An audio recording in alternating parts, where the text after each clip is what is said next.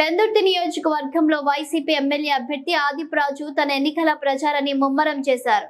నియోజకవర్గ పరిధిలోని చీమలాపల్లి, చింతల అగ్రహారం, లక్ష్మీపురంలో ఎన్నికల ప్రచారంలో భాగంగా బైక్ ర్యాలీ ప్రజలను, మహిళలను విశేషంగా ఆకట్టుకుంది. ఎన్నికలు సమీపిస్తున్న తరుణంలో ప్రత్యర్థులకి ముచ్చెమటలు పట్టిస్తున్నారు. ఈ సందర్భంగా ఆయన మాట్లాడుతూ చంద్రబాబు అధికారంలో ఉండగా ఒక్క పథకం కూడా పేదల కోసం అమలు చేశారంటూ ప్రశ్నించారు.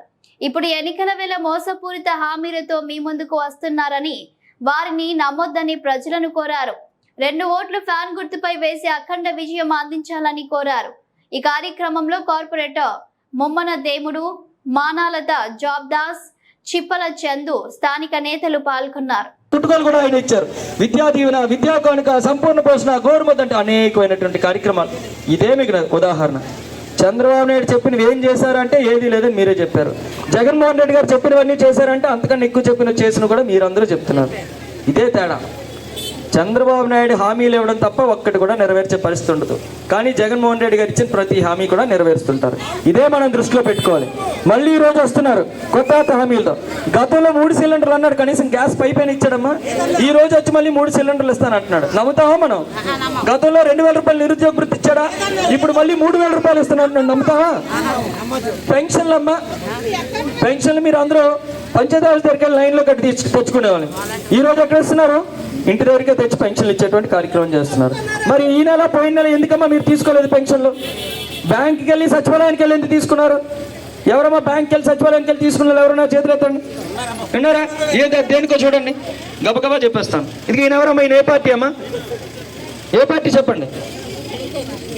టీడీపీనా? ఈయన ఏం చెప్తున్నాడు వినండి. లోకేష్ గారి దృష్టిలో తీసుకెళ్ళడం, వాళ్ళ ఎలక్షన్ కమిషన్కి ఇవ్వడం, ఇప్పుడు ఏదైతే ఉన్నదో ఈ రోజు నుంచి పెన్షన్స్ కానీ, నెక్స్ట్ మంత్ పెన్షన్స్ కానీ, వాలంటీర్ వ్యవస్థను ఎక్కడా కూడా ఎన్నికలు చేయకూడదని చాలా clear guide lines election commission ఇచ్చింది. మేము చంద్రబాబు నాయుడు గారికి లోకేష్ గారి దృష్టిలో తీసుకెళ్ళడం, వాళ్ళ ఎలక్షన్ కమిషన్కి ఇవ్వడం.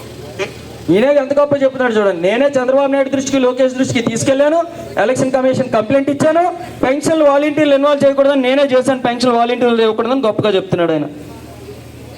ఇదే పద్ధతి. ఇది ఈయన చూడండి, ఈయనేమంటున్నాడు చూడండి.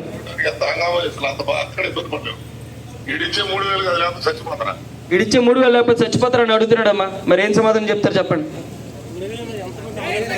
ఇక్కడ ఎంతమంది అన్న కొడుకులు చూడకపోయినా, పిల్లలు పట్టించుకోకపోయినా, జగన్మోహన్ రెడ్డి గారు ఎప్పుడెప్పుడు వాలంటీర్ 1వ తారీఖు వస్తుందా, వాలంటీర్ మన ఇంటికి వస్తాడా, ఇవి జగన్మోహన్ రెడ్డి గారు ఇచ్చి 3,000 రూపాయలు ఇస్తారని ఎదురు చూసేవాళ్ళు ఎంతమంది లేరమ్మా?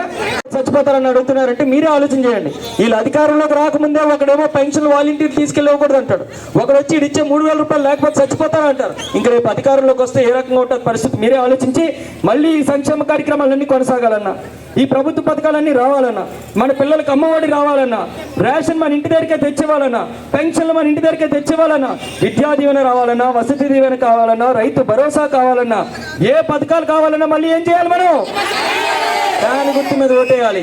ఫ్యాన్ గుర్తు మీద ఓటేసి మళ్ళీ జగన్మోహన్ రెడ్డి గారిని అత్యధిక మెజార్టీతో ముఖ్యమంత్రిగా చేస్తారని చెప్పి కోరుకుంటూ, అమ్మ మరి నాకు కూడా మీ అందరికీ కూడా తెలిసి రెండోసారి మళ్ళీ ఎమ్మెల్యేగా పోటీ చేసేటువంటి అవకాశం ఈ పెందుర్తి నియోజకవర్గం జగన్మోహన్ రెడ్డి గారు ఇచ్చారు.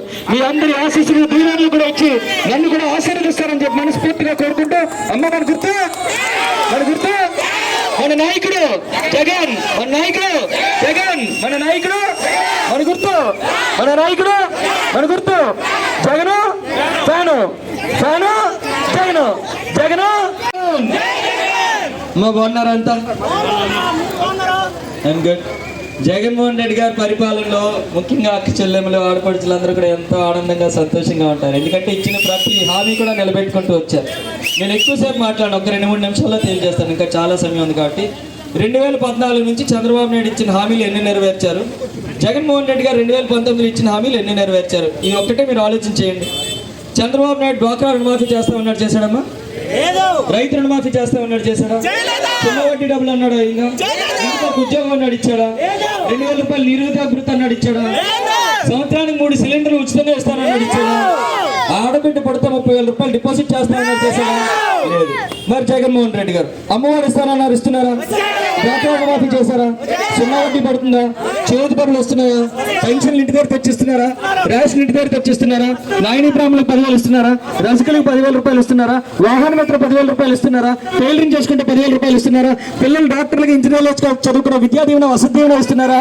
గోరుముద్ద స్కూల్లో గోరుముద్ద పెడుతున్నారా?